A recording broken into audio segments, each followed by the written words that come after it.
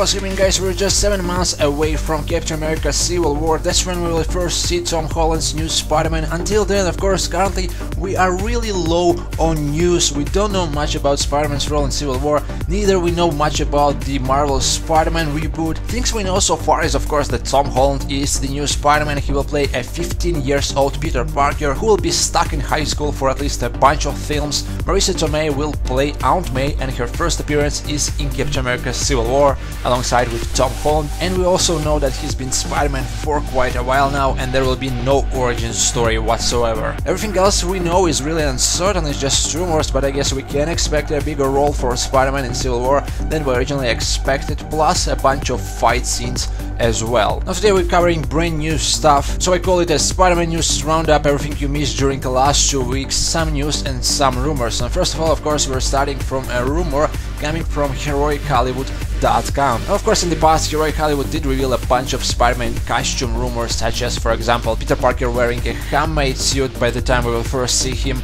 in Civil War. Of course, rumors about Tony Stark being involved in the creation of Spider-Man's later suits, as well as helping Peter Parker to create web shooters. And now the latest headline, which is hot rumor details emerge on Spidey's new costume. The website reveals that just recently they learned that Marvel held a special 15-minute screening for the theater staff, and the footage they showed involved Spider-Man's new costume. They do mention that the following description is unconfirmed, take it with a grain of salt, but what they heard about the costume is that Spider-Man will have his infamous Spider-Man symbol on its back. Really no-brainer here. Kevin Feige did reveal a bunch of months ago that they're actually going with the classic Spider-Man costume, so this is a win or win situation for Heroic Hollywood. You can't go wrong with this rumor. Still, if that's what we are expecting, a classic Spider-Man back logo, well, this is fantastic. The logo was first seen in the Amazing Fantasy 15 back in 1962, Spider-Man's first appearance. It did go through a bunch of variations during many years, but as of today, it is one of the most recognizable superhero symbols ever. A classic Spider-Man logo. Honestly, I wasn't expecting anything else for Marvel and Sony's Spider-Man reboot. Swinging straight to another piece of news. In a recent interview with Den of Geek, the director of the upcoming Spider-Man reboot, John Watts, was asked what particular comic books will help to shape the reboot and whether he's interested in the Ultimate Spider-Man run. To what John Watts responds, quote, "Oh, I love that, Ultimate is great, I love Ultimate. We have the freedom to pull from anything, but I really like what Brian Michael Bendis did a lot. That felt like that was Peter Parker back in high school, and spending as much time with his high school problems as it did with his superhero problems, which I think is really a lot of fun." Surprisingly, he also mentions a rather interesting choice, which is Spider-Man Loves Mary Jane series, quote, "I don't know if you've ever seen this Spider-Man Love Mary Jane series, but they have this really great anime style illustration, and it's all about Peter Parker's relationship. It's like the soap opera of Peter Parker in high school. Those are really funny too." Does it mean we'll see Mary Jane in the upcoming Marvel and Sony Spider-Man reboot? Most likely we will at some point. As for the Ultimate Spider-Man comic books, it did serve as a source material for Mark Webb's The Amazing Spider-Man. They're going with the Ultimate once again.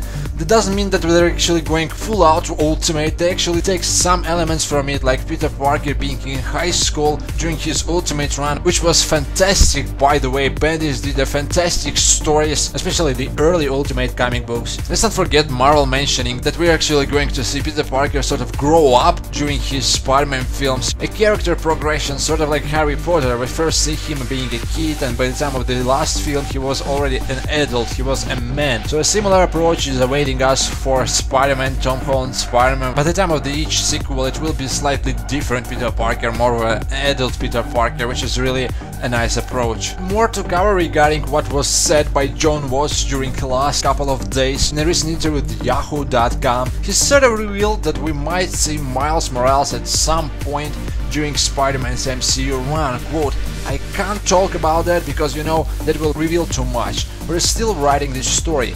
We haven't finished all the way through this story yet, so who knows." Now in the past we talked a lot about Miles Morales making his big screen debut. The most logical conclusion of this discussion is that most likely Marvel will go with Miles Morales spin-off TV series. Maybe after a bunch of years we'll see him making a cameo in one of the Tom Holland Spider-Man sequels, which eventually will lead to his own spin-off TV series. Who knows, maybe some other dimension, maybe somehow else. I doubt we'll actually see the death of Spider-Man story, Tom Holland being replaced by Miles Morales, but most likely a spin-off TV series, yes, I can dig it, I'm up for that. John Watts wasn't the only one asked about Spider-Man spin-offs. During an interview with MTV News, Kevin Feige was also asked about Spider-Man spin-offs and whether there are actually any chances of seeing, for example, Spider-Gwen spin-off film, to what Kevin Feige responds. And you know, when Kevin Feige responds, it's sort of like what Marvel as a whole responds.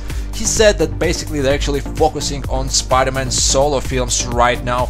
After a bunch of years when the MCU Spider-Man will be already established, maybe yes. That wasn't the only Spider-Man thing Kevin Feige mentioned during the last couple of days. In an interview with IGN, he was asked where has Spider-Man been up until this point. What Kevin Feige responds, quote, "It's not about when you show up, it's about what you do once you're there. This has been a dream of ours for a long time. We always had contingency plans, which we always do anyway.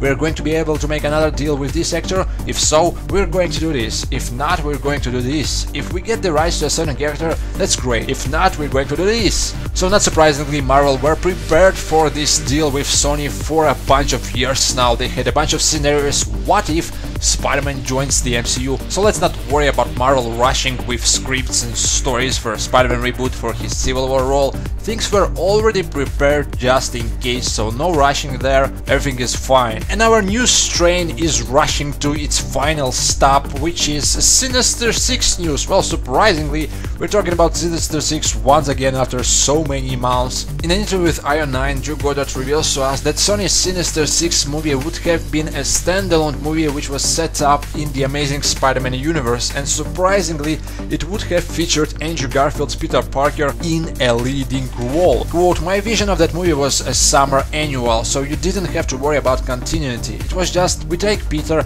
put him on an adventure, we put him back in his life. I intentionally wanted a movie that didn't have to worry about mythology and continuity.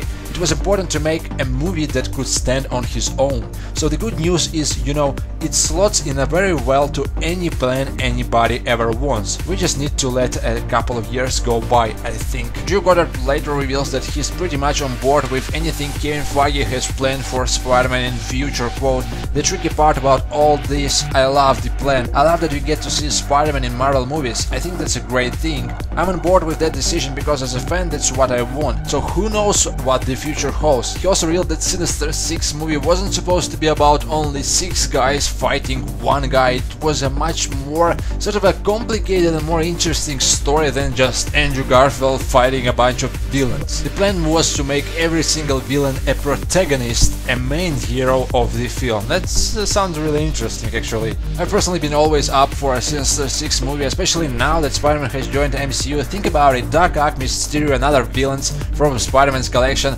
not being only foes to Spider-Man but also villains and foes to any other Marvel heroes. A perfect scenario for later phases, let's say phase 4, phase 5 by the time of the new Avengers. Sinister Six, a new threat after Thanos, let's say. I'll be always up for a Sinister Six standalone movie, there's no doubt about it. So would you guys like to see Sinister Six standalone film, this time coming from both Marvel and Sony? So that's all for now regarding Spider-Man. As for Captain America Civil War, in the description box you can check out a bunch of new material such as leaked promotions and some other stuff. As for now, let me know what you guys think. Stay tuned for more. Let's wait for something official from Marvel regarding Spider-Man in a very near future. Thanks for watching, and I'm out for now.